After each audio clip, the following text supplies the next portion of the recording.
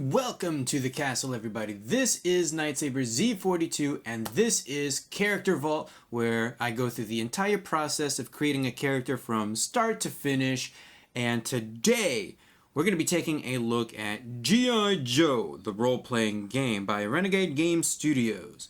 Now, this is an Essence 20 system, and I've already done reviews and character creation videos on Power Rangers and Transformers. The process is very similar, although, of course, since we're dealing with different franchises, there are going to be some minor differences.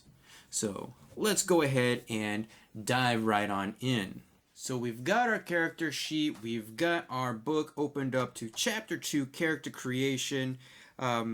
Just going to point out that this chapter, like many other chapters about character creation, is about the process of going through character creation. Yes, there is very pertinent information here, but this isn't really where you're going to be conducting or making a lot of your choices. So there are about, 7 different steps to character creation. Not counting step 0, which is to discuss with your GM and other players your character, I suppose. But first, we're going to come up with a character concept. Then we'll start getting our essence scores in place, as well as some of our skills. We'll select an influence, or more than one influence. We'll choose an origin, and in this step, we'll get to our health, and I guess you can do your skills in that step. Then we'll get to select a role, and then we get to describe our character, either using the essence scores that we've accumulated along the way or just what we have in our mind's eye. Equipment this time around is not as important, and I guess it really isn't important in this type of a game, either Transformers, Power Rangers, or G.I. Joe, because your equipment can actually change from mission to mission. So I'm actually going to go ahead and skip that, since it is pretty much the same as those other games that I've mentioned before. So our first step is to come up with a character concept. Now, I actually really struggled with this one. Usually when I take a look at a game and I read through it for the first or second time, I actually have an idea come up in my head about the character that I want to play as. And with G.I. Joe, it was kind of different because it's a military style game. And, I have watched some of the G.I. Joe cartoons to kind of, do a little bit of research on this on the actual franchise, but I really struggled. So I came up with some keywords of what kind of a character I wanted to play as. And the words bubbly, ADHD, and cheerful personality came up. And so I'm going to run with that. I'm going to create a character that uses the pronouns she and her. And she's going to be that type of a character that's always getting into trouble or always causing trouble for herself, always rushing into things, not really thinking too far ahead, because why think when you can just act upon it now, kind of a deal. And there are actually some influences that will help us kind of uncover that. Normally, we would do the starting essences at this stage of the game. And I'm going to elect to skip this step because I actually want to do this after we've chosen our influence, our origin, and our role, because we do get bonuses from some of those choices that we'll make along the way. And I want to make sure I have all the numbers set and then go back and do the essence scores and the skills at that point. So we're actually going to skip on over to step 3, the influences. Your character's influences reveal who you are outside of your service to G.I. Joe. Your infantry soldier could have been a globetrotting adventurer before they enlisted. Your commando might be a gearhead with a passion for technology that's grown since childhood. There are quite a few number of influences here. Actually, just counting, there are 12 of them to choose from, and there's actually a table right here on page 43 with all of those. What do we get when we choose an influence? Well, we get an influence perk. This is like an ability that we get to call upon usually once per session or a scene. There's the possibility of a hang-up. Now, when you choose your influence for the first time, you don't get a hang-up. So consider it your freebie.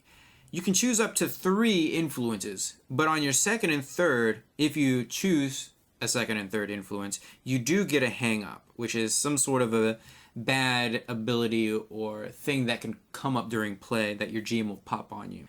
Then you get like some suggested characteristics on how to play a person with that influence, but then you also have a bond, which is like a description of how your character acts with this influence. So the 12 influences are adventurer, artisan, love that picture of the chili there, athlete, checkered past, gearhead, green shirt, martial artist, nomad, professional, small town roots, specialist, and thrill seeker. Now, we're actually going to choose thrill seeker as our first perk. You've never seen a challenge you didn't want to meet head on, and you live for the taste of adrenaline that comes with doing dangerous things that others consider impossible. You might have been an extreme athlete, a stunt performer, a circus troupe member, a parkour expert, a mountain climber, or a skydiver. And some G.I. Joe examples involve clutch, hit and run, and ripcord, of which I have no idea because there are tons of Joes, by the way. For our influence perk, we have, you're at the best when acting on impulse. When you act recklessly or go headlong into a dangerous situation without concern for your safety when not in combat, you gain an edge on strength or speed skill checks. Your GM is the arbiter of when this kicks in and should only apply when there's significant risk of danger. Now, we don't have to worry about the hang up here, and we're not really going to consider these suggested characteristics because I already got a character in mind, but we do need to pick one of the 12 thrill seeker bonds or create our own. Now, you could roll a d12 if you like the randomness of that, but I'm actually going to pick number 9. Nothing is certain or foolproof, and planning is a waste of time. The way forward is to act. That really kind of goes along with the ADHD, go-getter type character that I'm envisioning here. So we're going to go ahead and do that. Now this time around, I am going to elect to take a second influence, and we're going to take adventurer. You've never been one to sit still, and as soon as you could, you began to travel the world. The siren song of the unknown calls to you, and you followed it across countries and continents to explore exotic locations and accomplish dangerous, environmentally sensitive missions. You may have been an archaeologist, a conservationist, a game warden, a scout, or backpacker. Some G.I. Joe examples include Alpine, Sidetrack, and Outback. We do get an influence perk. You're passionate about exploring new places, environments, and cultures, and have a deep wealth of stories to draw from. Once per scene, when you draw upon your experiences with a short story of your adventures, you gain an edge on a smarts or social test. We do get a hang-up this time since this is our second influence. You have a bad case of wanderlust and find staying in place for long incredibly boring. You suffer a snag on social and smart skill tests when you've been in the same place more than a few days. I wonder if that applies to G.I. Joe headquarters. We're going to skip these suggested characteristics, but we will take a look at the adventure bonds. And I'm actually going to choose number 6. I know someone in just about every city, but getting them to take my calls or see me after our last excursion can be difficult. Next, we get to choose an origin. G.I. Joes come from all countries, ancestries, gender identities, walks of life, levels of natural ability, and services. Origin refers to the middle section of your character's journey and part of your life that got you noticed and brought into the elite fighting force of G.I. Joe. A G.I. Joe's origin primarily centers around what branch of the military, if any, they served in before recruitment. Your choice of service affects many aspects of your character. It establishes qualities that exist throughout your character's career with the Joes, determining the skills you gained on your path to joining an elite mobile strike team. When making this decision, keep in mind the kind of character you want to play. For example, time and intelligence can sharpen your character's skill as a commando. Time in the army makes a tough vanguard, and someone with a comms or engineering background can make a good technician. There are 9 different origins in G.I. Joe, the role-playing game.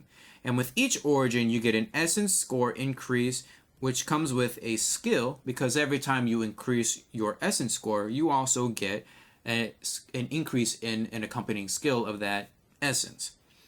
We also get our starting health, we get our movement, and we also get some languages. There's also some training that we get with each of the origins, like different types of equipment that we can use, but we'll get there in a moment. So before I go over the different origins in G.I. Joe, I would like to point out that I really appreciate, as someone who has never served in the military, that they do explain and give examples of how these different branches kind of play out with these specific origins. For example, we have the Army here, and then we have some of the different branches of the Army, like we can have an Army pilot based on the Air Force pilot origin. And so just because you chose like a pilot doesn't mean that you have to be from the Air Force, and I really do appreciate that. So the different types of origins that we have are the soldier origin, which you're a combat veteran of a military force, proven and experienced in conflict. Your training is focused on small unit tactics favored by military squads around the globe. We have sailor origin. Your life and passion is the sea, and you've served in a country's navy or coast guard, seeing the world and the great oceans while stopping pirates, smugglers, and enemy ships from threatening freedom and prosperity. We have the pilot origin. You're high-flying expert when it comes to aerial vehicles. Yeah, that's the only explanation that you get. Self-explanatory there. But then we also have some non-branch specific support origins, like first responder origin. You followed the cause of jumping into danger to help others in civilian or military life, choosing to serve others. Your rigorous training and scenario planning ready you to bring order to chaotic situations and save lives. We have covert ops origin. Your training focused on gathering valuable intelligence from allies, assets, and enemies in the field. Intelligence is a key commodity throughout every military. After all, knowing is half the battle. We have the intelligence origin. You're an expert in seeing the big picture, where others only see pieces in the puzzle through taking disparate clues, shreds of information, and knowledge of your enemies to come up with actionable intelligence.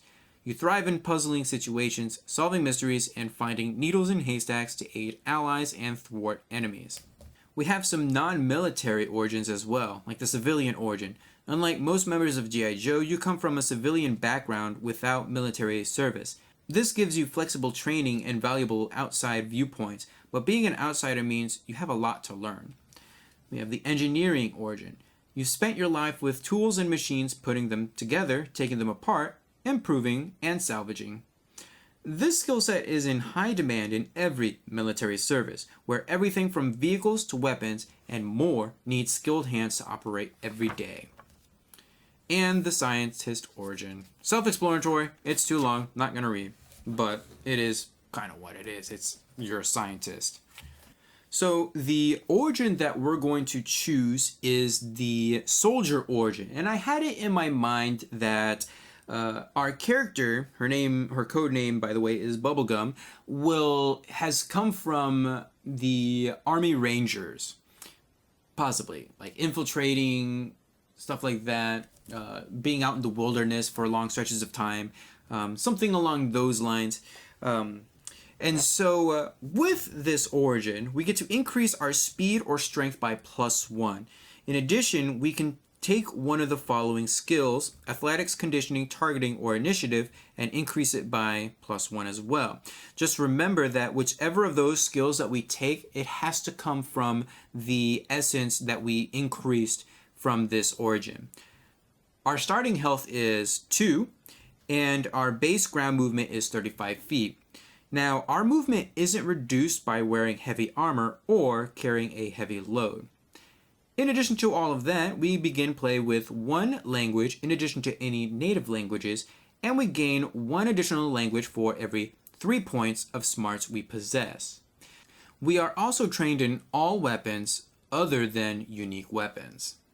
Next, we get to choose a role. At one point in every G.I. Joe's life, they were the best, the strongest, the fastest, the most accurate, the smartest, the smoothest. Natural leaders and unmatched loners. To be recruited onto an elite special forces team, prospective Joes first prove themselves as elite individuals. This is the role that we'll be taking. There are 7 different roles in G.I. Joe. We have the Commando, shadow operatives who specialize in infiltration, deception, and catching targets off guard. We have the Infantry, the backbone of a military unit, quintessential soldiers who regard the battlefield with gallantry and tenacity. We have the Officer, leaders on the battlefield, tacticians off of it, always focused on those in their charge and the objectives they must fulfill. We have the Ranger, dangerous warriors who excel in their environment of expertise and learn to apply their training outside of their element. We have the Renegade, loose units as tough and dangerous as a runaway train, misfits recruited to G.I. Joe so Cobra doesn't get them first. We have the Technician, savvy experts in their fields and equipment specialists supporting their teammates or turning themselves into war machines. We have the Vanguard, heavily armored fighters absorbing opening volleys and directing traffic from the front line. Now, since Bubblegum here originated from the Army Rangers, it only makes sense that we're going to be taking the Ranger role. Most military training focuses on surviving combat, while Ranger training focuses on surviving environments. A Ranger can survive off the land for months if need be, even in remote forests and jungles or hostile deserts and permafrost. Extended deployment away from civilization gives Rangers valuable insight into the natural world. So much so, officers like to consult with Rangers who have spent time in upcoming missions surrounding environments. Reports and encyclopedias offer information, but Rangers offer experience.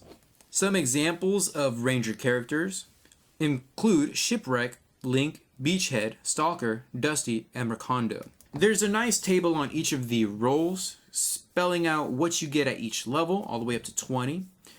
We don't have to worry about adaptation points just quite yet. We'll get that starting at level 2, and we're going to be starting here at level 1, so don't really need that. But we do get a speed and a smarts essence increase. So what do we get with the Ranger role? Well, we get some equipment training and qualifications. For battle dress, we are trained in light armor. With weapons, we are trained in might melee weapons and thrown weapons, and qualified in a close combat heavy blade and assault rifle. In addition, every Joe gets the Yo-Jo ability. G.I. Joes are the heroic elite, highly trained, and specially talented soldiers from around the world, dedicated to the fight for freedom. They are brave, tough, and willing to make sacrifices for the benefit of others and the world at large. Every member of G.I. Joe gains the following benefits: +1 health, standard issue equipment qualification, qualified with all standard land, sea, and air vehicles, and battle cry. As a brave member of G.I. Joe, you fearlessly charge into battle. In the first round of combat, if your first action is a move action, you may add an additional 10 feet to your movement. Very cool. We also get to choose a focus. For Ranger, we get Beastmaster, friend to animals and owner of a highly trained pet, Predator, a human hunter, and Scout, expert at finding shortcuts and avoiding natural hazards. We're going to be taking the Scout focus because I think that really best fits Bubblegum as a character, especially with her time as an Army Ranger. And we also get to choose an environmental expertise. Rangers believe they can tough out deployment in any environment, no matter how unforgiving. However, every Ranger finds a setting that fits their personality best. At first level, we can choose an environment which we excel at, and we're going to be choosing the wetlands. Mainly because, in my head, I have Bubblegum mainly being deployed in the South American region. And I kind of struggled to come up with one of these environments, what that environment that she would have been around in would have been like. And I think wetlands kind of best explains it, especially with, things like the Amazon River. And basically, a majority of South America being like a rainforest, I think that kind of fits best. So with this environmental expertise, we ignore the penalties for moving through rough terrain in the environment. You gain an edge on non-combat skill tests in the environment, and all of your attacks in the environment of expertise are considered specialized. Finally, you can gain additional benefits in your environment of expertise called exposure, called environment exposure. We do get to choose a different environment at level 9 and again at level 18. So we're not just stuck with one. So what about our focus, the scout? Scouts excel at taking in their environment and guiding others through it. So there's also a nice table of the different perks that we get. We do get one at level 1. Our smarts essence increases by 1 at first level and again at 10th level, and the skill point from this improvement must be placed in alertness, initiative, or survival. Additionally, anytime you are in your environment of expertise and you cannot see your allies, you gain an edge on alertness, initiative, and survival skill tests. So that's everything that we get with our role. So let's talk about the essence score and the skills that we have. Now, in every Essence 20 game, there are 4 different essences or abilities. We have strength, speed, smarts, and social. And under each of those, we do get some skills. For strength, we have athletics, brawn, conditioning, intimidation, and might. For speed, we have acrobatics, driving, finesse, infiltration, initiative, and targeting. For smarts, we have alertness, culture, science, survival, and technology. And for social, we have animal handling, deception, performance, persuasion, and streetwise. Now, each of the different essences has those skills, and each of those skills has some specializations. Now, when you specialize in a skill, let's say that we're going to specialize in athletics. Like, let's say that we have athletics at a D6. So that means we've leveled up athletics 3 times. So whenever we roll a D20, we would also roll a D6 and add that to our D20 roll for our score. If we are specialized in strength, let's say that our specialization involves climbing. Whenever we climb something, like we're climbing a mountain like Tom Cruise in Mission Impossible 2 or something, not only would we roll our D20 and our D6, but we would also roll our D4 and our D2. Now with that roll, the D6, D4, and D2, we would take the higher of any of those numbers and add that to our D20 roll. So it's really good to specialize and actually use your specializations when you have them. Each of the different skills has a specialization or specialization that you can do, except for conditioning. Conditioning is an increase in HP, and initiative. Initiative is an increase of your initiative score. So those 2 different skills do not get a specialization because it doesn't really make sense. With that being said, let us actually figure out what our essence scores are.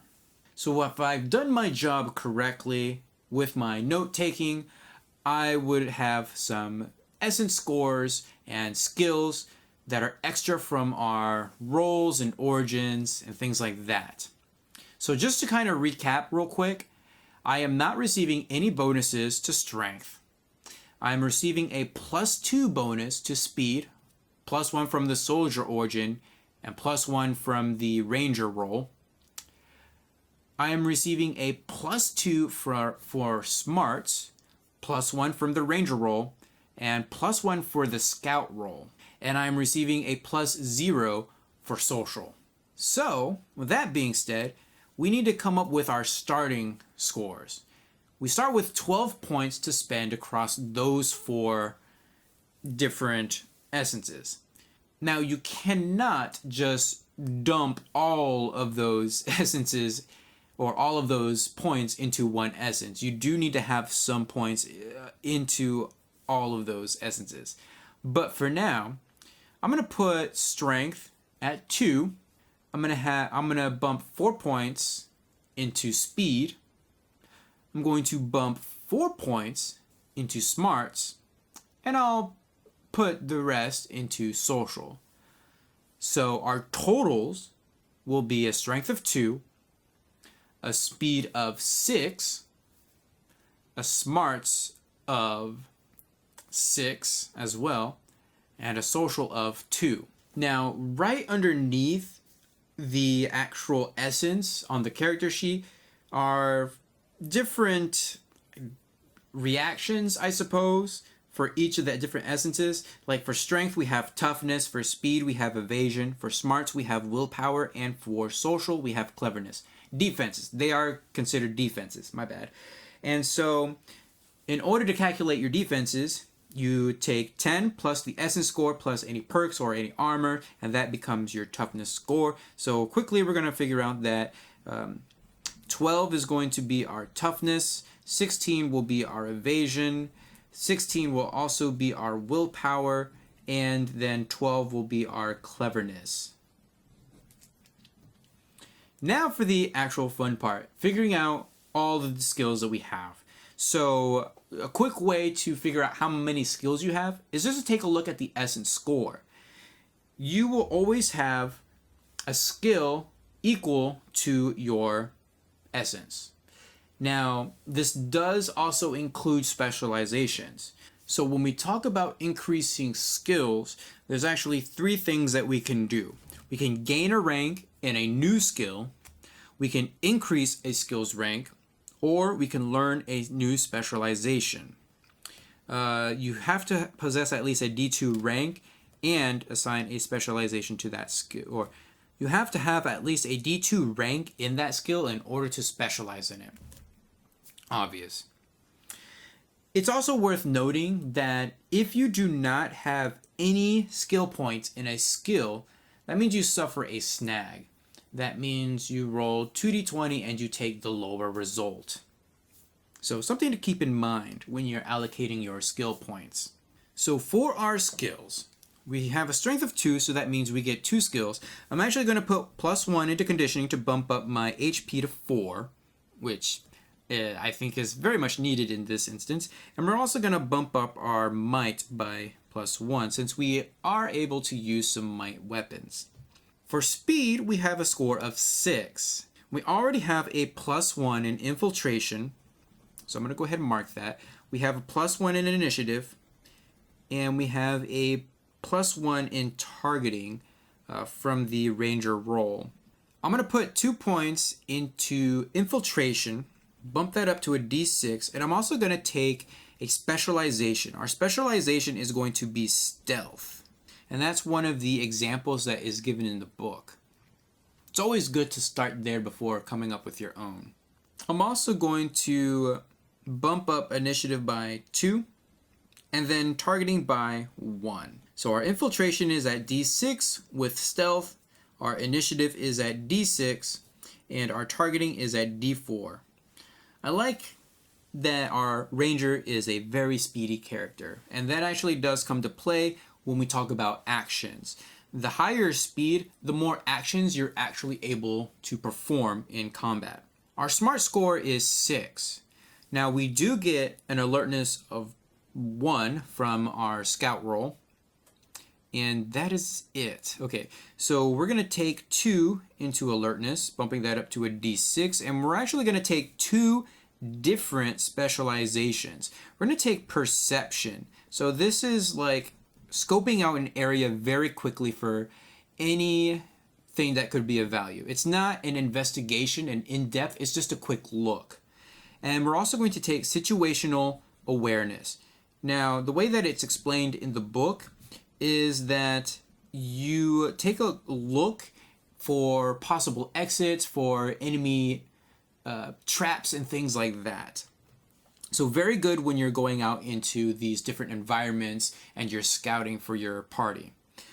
And then we're going to take survival of 2. So bump that up to D4. Last but not least is our social, which is at 2. We're going to take animal handling and deception, and that's pretty much it. Animal handling because I think it would be helpful to have something like that, you know, in the wilderness, and deception for when you're infiltrating and you have to come up with a, I don't know, lie for why you're hanging out in a, you know, a restricted area or something like that. I honestly have no idea what I was thinking. It just kind of felt right when I chose it. And so that's actually it for our skills and our essence scores.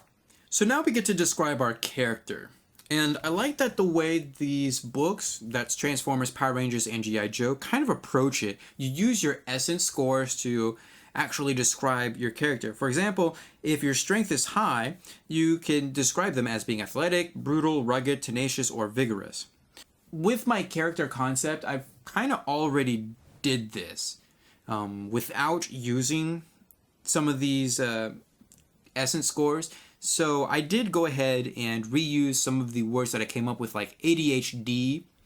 I guess bubbly was one of those. And I also used some of these words for the essences that were high in, like speed and smarts. So we're also energetic, we're quick, and we're cunning and attentive.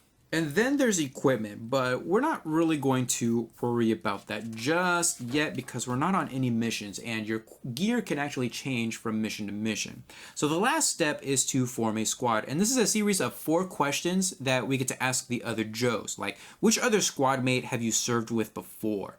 Or is there a squad mate you consider a friend? If so, why and how did that come about? Is there a squad mate you have a rivalry with? If so, what's the rivalry about and how did it start? Or did one of your squad mates save your life before? And these are just to kind of get your group together, form bonds that can come into play just from a roleplay perspective. And really that's all there is to it. We have come up with Bubblegum, the soldier, ranger, scout, speaks English, Spanish, and Portuguese. Portuguese is one of the languages that is spoken in South America. We are a thrill seeker, adventurer. We suffer a snag on social/smart skill test when in the same place for more than a day. Our starting health is 4. Our ground movement speed is 35. Our essence scores include a strength of 2, speed of 6, smarts 6, and social 2. Our toughness is 12. Our evasion is 16, as is our willpower, and our cleverness is 12. For skills, we have a +1 in conditioning, a D2 in might, a D6 in infiltration with a specialization of stealth, an initiative of D6, a targeting of D4, an alertness of D6 with specializations in perception and situational awareness, survival of D4, animal handling D2, and deception of D2. Now, something that I did not cover on this first page of the character sheet is we can record our attacks here. Since we don't know what equipment we're going to have for any mission, we're going to go ahead and skip that for now. Our perks include recon. When in environment expertise and allies are not visible, you gain an edge on alertness, initiative, and survival tests. And our background bonds are with, like, we know someone in every city, but do they really want to see us? Or nothing is foolproof, the way forward is to act. Our training and qualifications include light armor, might melee weapons with qualifications in close combat heavy blades and assault rifles. And again, we can include our armor and our weapons here, but we don't really know our gear. I could look that up, but don't really want to at this moment. And of course, our description, or rather our descriptive words include energetic, ADHD, quick, cunning, and attentive. And that is it for Bubblegum. Feel free to leave a comment down below, give this video a huge thumbs up to support this series, and subscribe if you would like to see more. I will see you guys in the next video.